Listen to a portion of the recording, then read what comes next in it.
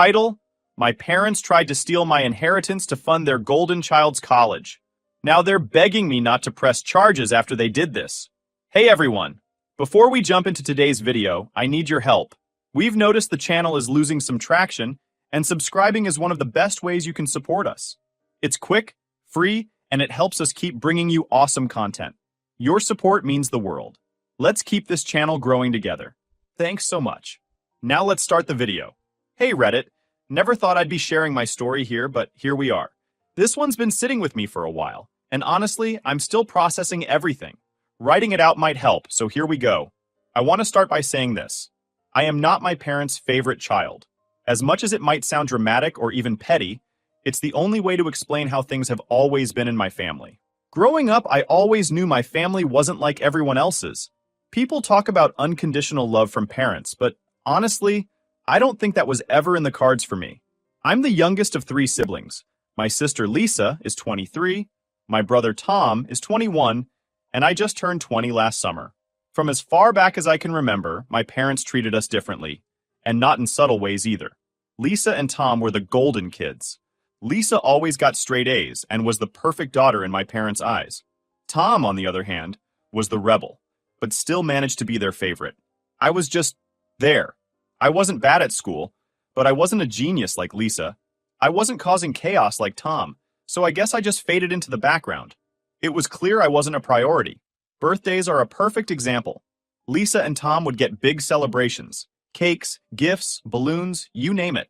When it came to me, though, it was usually just a quick, "Oh, happy birthday," while everyone else got on with their day. One year, I remember asking my mom if I could have a small party like Lisa's. She just gave me a look and said, "Maybe next year." Spoiler, next year never came. By the time I hit my teens, I started to realize how much it bothered me. Not because I wanted lavish gifts or attention, but because it felt like I wasn't worth as much to them. I knew I couldn't rely on my parents for support, so when I was 13, I started doing odd jobs around the neighborhood, mowing lawns, washing cars, stuff like that. I saved every penny, and eventually I managed to buy my own things, like a secondhand laptop for school. Meanwhile, Lisa and Tom got brand new MacBooks handed to them the second they needed one. I tried not to let it get to me. I figured, hey, at least I'm learning to stand on my own 2 feet. But it was hard not to feel bitter sometimes, especially when my parents would make excuses for why they couldn't give me the same opportunities as my siblings. They'd say things like, "Lisa needs it for her classes," or "Tom just needs a little extra help right now." It was always something. The turning point came when I turned 18 and graduated high school. My parents didn't even ask if I wanted to go to college. They just assumed I'd figure it out on my own. Meanwhile, Lisa got full financial support for her studies, and Tom, well, he didn't stick to anything long enough to need support, but they still gave him money whenever he asked. By this point, I had learned not to expect much from them, so I decided to take a gap year after I finished high school and work, while I figured out my next steps. I got a part-time job, paid rent to my parents because I didn't want to be a freeloader, and started saving up for college. It wasn't easy, but it felt good to be independent. Then, later that year, everything changed. My grandfather passed away, and in his will, he left each of us grandkids a chunk of money to help with college or housing. It wasn't a fortune, but it was enough to make a real difference in my life. I finally felt like I had a shot at something better, until my parents decided to throw a wrench into my plans. The money he left us felt like a small victory for me. For once, I had a safety net. I could afford college without working ridiculous hours or taking out massive loans. It felt like my ticket out of this constant feeling of being overlooked and undervalued. Lisa's share went straight to her tuition. No questions, no drama, just smooth sailing as always. Tom, on the other hand, became the walking definition of a money pit. He started college around the same time, but couldn't stick to a single major for more than a semester. First, it was engineering because he wanted to build cool stuff. Then it was business because that's where the real money's at. After that, it was art because apparently he wanted to find his passion. Each switch cost a fortune, and he burned through his inheritance faster than anyone could have predicted. By the time my parents realized the money was almost gone, Tom was already talking about changing majors again. I remember overhearing my dad say, "Well, at least he's trying," while I was in the kitchen making dinner. I nearly laughed out loud. If that's what trying looks like, then I don't even want to know what failing would be. At first, I thought, not my problem. Both my siblings had already moved out. Lisa had graduated and landed a job in another state, and Tom was supposed to be living in a dorm, though I later found out he'd moved back home after burning through his money. I was the only one left in the house, still paying rent to my parents to avoid being labeled a freeloader. It felt unfair, especially since I was doing everything on my own, while my parents bent over backward for everyone else. Then my parents started dropping hints. It started small, comments about how families should support each other and how Tom just needs a little help to get back on track. I didn't think much of it, until one night, my mom sat me down in the living room. She had this overly sweet tone, the kind she uses when she's about to ask for something big. "We've been thinking," she began. "Tom has had a few setbacks, and he's really struggling to finish school. You're doing so well, and you're so responsible. Would you consider helping him out?" I stared at her, trying to process what she was asking. "Help him out how?" I asked, even though I already knew where this was going. "Well," she said, fidgeting with her hands, "your grandfather left you that money, but maybe you could give it to Tom for now? He'll pay you back once he graduates and gets a good job." I couldn't believe what I was hearing. "You want me to give him my inheritance? The money that's supposed to help me pay for college?" She nodded like it was the most reasonable thing in the world. "Think of it as an investment in the family. Tom's your brother, and he needs help. He'll return the favor when he's able." I didn't even know what to say at first. It was like all the air had been sucked out of the room. Finally, I managed to respond. "Mom, I haven't even started college yet. If I give him that money, I won't be able to afford it. Why can't he just figure it out himself?" That's when she pulled the guilt trip. "He's your brother, and he's in a tough spot. You're young. You have time to figure things out. He's already behind, and if he can't finish school, it's going to ruin his future." I tried to stay calm, but my frustration was building. "So, I'm supposed to ruin my future instead? That's not fair." Her face hardened and her tone shifted. "Life isn't fair, and sometimes you have to make sacrifices for your family. Tom would do it for you." I almost laughed. Tom wouldn't lift a finger for me if his life depended on it. But I didn't say that. Instead, I stood up and told her, "I'm not giving him my money." End of discussion. She didn't take it well. The next day, my dad cornered me in the kitchen to back her up.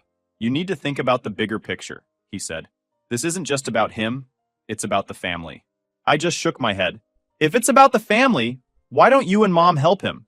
Why does it have to come from me?" "We've done everything we can," he replied. "It's your turn to step up." And that's when they dropped the ultimatum. If I didn't agree to give up my inheritance, they were going to raise my rent. They claimed the household expenses had increased since Tom moved back home, and that I should be paying more anyway. "We can't afford to support Tom's studies without your help," Mom said, as if it was my responsibility. "If you're not willing to contribute more, then maybe you need to find somewhere else to live." I was stunned. They were asking me to sacrifice everything I had worked for, and then punishing me for refusing. They wanted me to pay more rent, which they would then use to fund Tom's studies. It felt like a slap in the face. I was already paying more than my fair share, and now they were threatening to kick me out if I didn't fall in line. From that point on, my parents started giving me the silent treatment, only talking to me when they needed something. Tom avoided me altogether, probably because he knew I wasn't going to cave. They thought they could wear me down, but all it did was make me more determined to hold my ground. That money was my chance to get out of this cycle of being overlooked and used. I wasn't about to let them take that away from me. My dad wasn't much better, throwing in his own digs about how I was being selfish and not thinking about the bigger picture. The breaking point came one night during dinner. My mom brought up the rent situation again. "You know," she said, stirring her soup like she was talking about the weather, "it's not fair that we're struggling to keep things afloat while you sit on all that money." I stared at her, my appetite vanishing. "What do you mean struggling? I already pay rent every month, and it's not like Tom's contributing anything." She sighed, as if I was being unreasonable. "Tom is in a tough spot right now. We're trying to help him get back on his feet, but that means we need everyone to pitch in. If you're not willing to share your inheritance, the least you can do is help cover the extra costs." "Extra costs?" I repeated, my voice rising. "So, you're asking me to pay more rent because Tom's living here for free? You're using my rent money to pay for his college, aren't you?" She didn't deny it. "We're doing what we have to do to keep this family together." I couldn't believe it. They were taking my hard-earned money, the money I worked for while juggling school and a part-time job, and funneling it to Tom, the golden child who couldn't stick to a major for more than a semester. "You're not keeping the family together," I snapped. "You're enabling him to keep screwing up while expecting me to clean up his mess." My dad, who had been quiet until now, decided to chime in. "If you don't want to contribute more, then maybe you should think about moving out." I was stunned. I looked at him, then at my mom, hoping one of them would realize how ridiculous this all sounded. But they didn't. They just stared back at me, like they had already made up their minds. "Are you serious?" I asked. "You're really going to kick me out because I won't pay for Tom's mistakes?" My dad shrugged. "You're an adult now.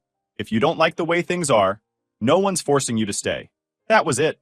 Tom would always be the priority, no matter how much it cost me, or them. I didn't say another word. I got up from the table, walked to my room, and shut the door. That night, I made a decision. I wasn't going to let them bully me into giving up my inheritance or paying more rent. If they wanted me out, fine. I'd leave. But not before making sure I had a plan. I need to figure out how to handle this well. Now I'm asking you, Reddit. Should I consult a lawyer about protecting my inheritance? If they're willing to kick me out over this, what's to stop them from trying to manipulate their way into accessing my funds? Update 1. After that dinner, I spent the next few days in a haze trying to figure out what to do. Every time I thought I'd found a solution, reality would hit me like a brick wall. Moving out wasn't an option, at least not yet. I didn't have enough saved to cover rent, bills, and tuition, but staying in the house felt impossible. My parents' constant guilt-tripping and Tom's freeloading were wearing me down to the point where I could barely focus on work or planning my future. The idea of consulting a lawyer crossed my mind more than once. I needed to protect my inheritance, if not from outright theft, then at least from being manipulated into giving it up. But lawyers are expensive. I barely had enough money to keep my savings intact and pay rent. The thought of shelling out hundreds, maybe thousands, for legal advice felt completely out of reach. I tried looking up resources online, but everything I read just confused me more. Terms like probate, trustee, and beneficiary rights might as well have been written in another language. The more I researched, the more hopeless it all felt. I wasn't sure how to even start contacting a lawyer, much less how to pay for one. That's when I thought of my best friend, Jake.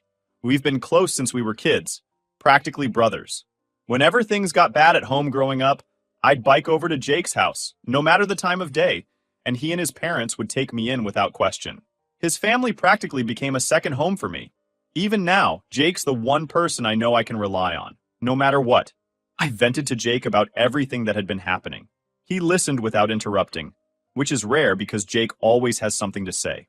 When I finally finished rambling about the mess with my parents and how I didn't know what to do about my inheritance, he leaned back and gave me this look.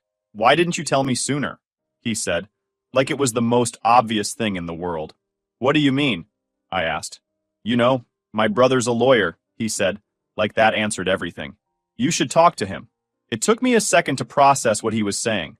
I knew Jake's older brother, Ben, was some kind of lawyer, but I never put two and two together. "I don't know, man," I said. "Lawyers are expensive. I can't afford that right now." Jake rolled his eyes. "First of all, Ben's not going to charge you for some basic advice. He's my brother, and you're practically family. Second, he specializes in stuff like this: wills, estates, inheritance stuff. He'll know what to do." That night, for the first time in weeks, I felt I would finally do things how I wanted. Maybe I didn't have to face this alone. Maybe there was a way to protect what was mine, without ruining myself financially in the process. Now I just have to wait for Jake to get back to me. Do you think talking to a lawyer is the right move, Reddit? Is there anything I should prepare before meeting with him? A few days later, Jake called me with good news. His brother Ben was happy to help and had time to meet me that weekend. I knew this was my best shot at understanding my situation and figuring out how to handle my parents. When I arrived at Ben's office, he greeted me warmly, instantly putting me at ease. After some small talk, I explained everything.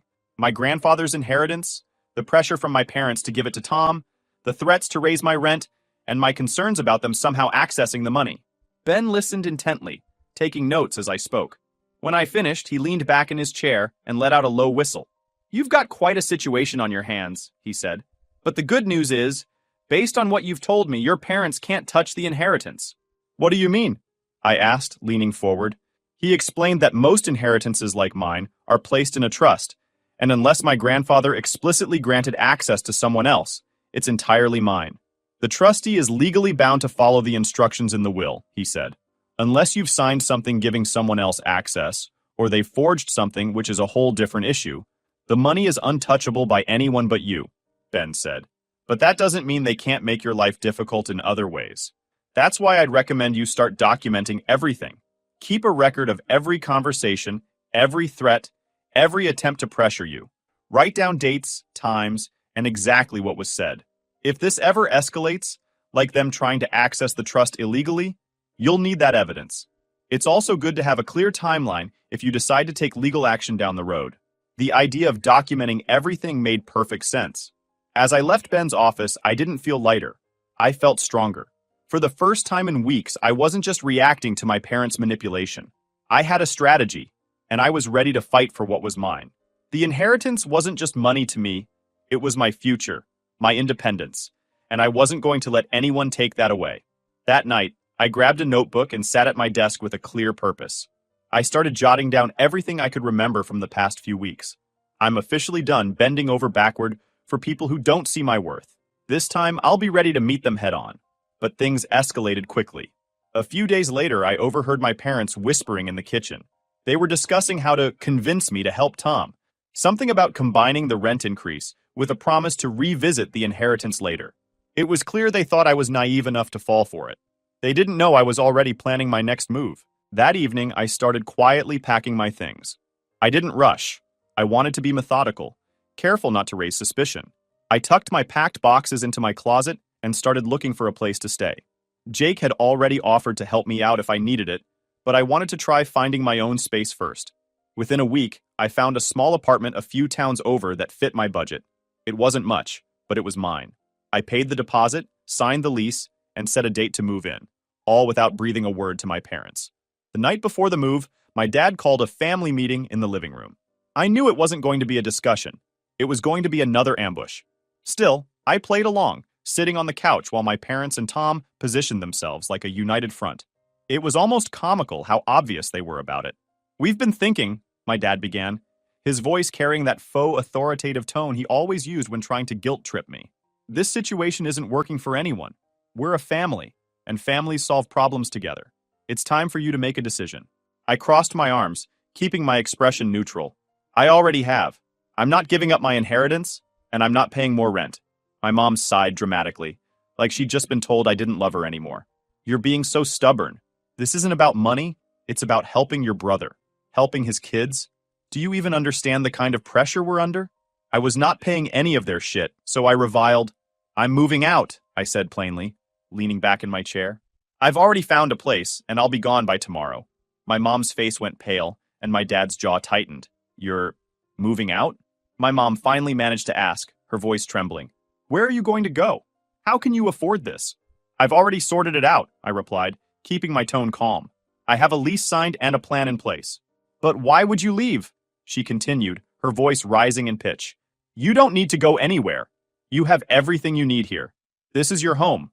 "No," I said firmly, meeting her gaze. "This stopped feeling like home a long time ago." Without waiting for a response, I walked to my room and closed the door. I could hear muffled voices behind me as they tried to process what had just happened, but I didn't care. This was my life, and I wasn't going to let anyone dictate how I lived it anymore. The next morning, I left before anyone was awake. As I drove away, I didn't feel regret or sadness. I felt free. Stick around for the next update. Things are far from over, and the real drama is just about to unfold. Update 2: It had been a couple of weeks since I moved out, and while I wasn't in college yet, I was finally able to think clearly and make plans for my future. I was saving every penny I could, preparing to enroll in the upcoming semester. A few weeks after I moved out, I thought things had finally settled. Sure, my parents still sent me guilt-tripping texts, but I ignored them.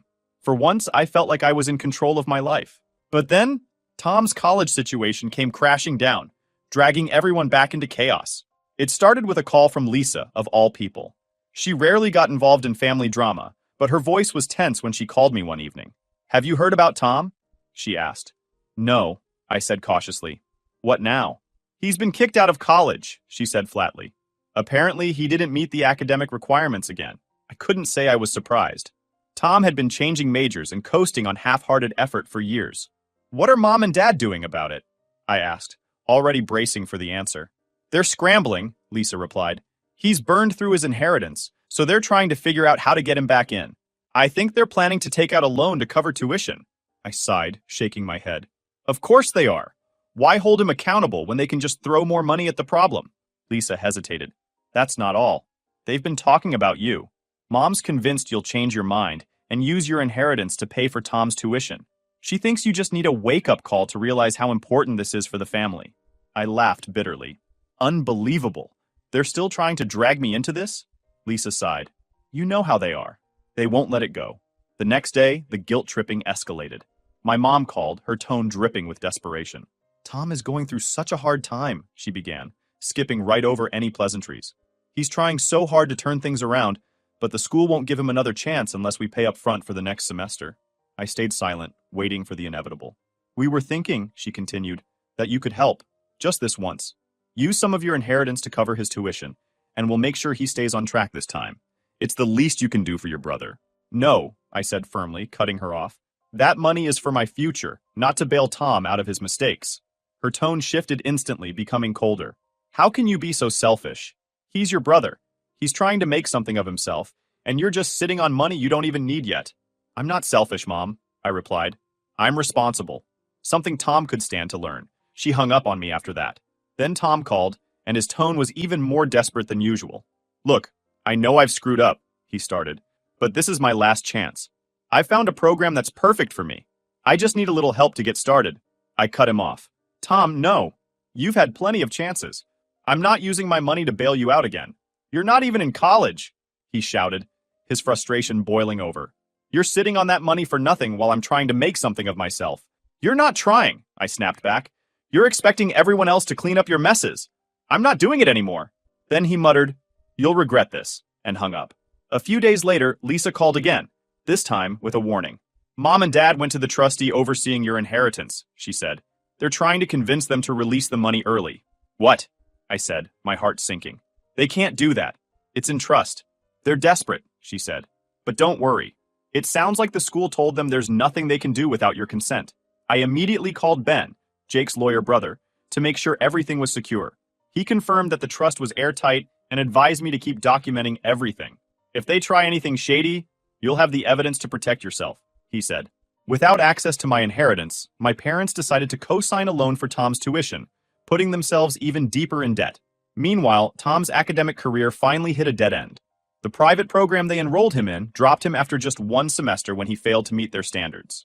Instead of holding him accountable, my parents doubled down on blaming me. They called, texted, and even sent letters, all variations of the same message. I'd abandoned the family.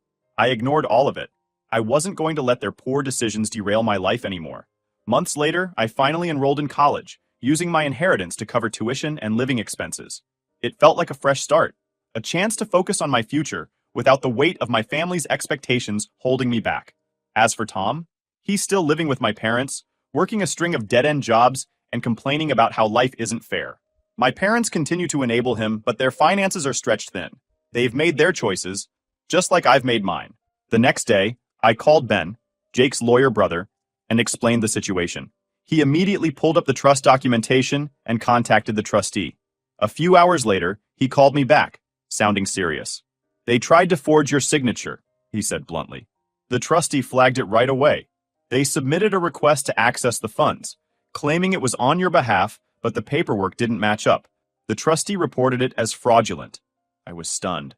Even though I knew my parents were desperate, I hadn't expected them to stoop this low. What happens now? The trustee filed a formal complaint, Ben said, and I've forwarded the details to the proper authorities. If you want, you can let this play out legally, or we can try to settle it quietly. For a moment, I felt nothing but clarity. This wasn't a decision to be weighed. It was a line they had crossed, and there was no going back. No, I said firmly. They've made their choices. Let it play out. The situation escalated quickly. My parents were served with legal documents accusing them of attempting to commit fraud by forging my signature. They were forced to hire a lawyer, and the fines alone were substantial.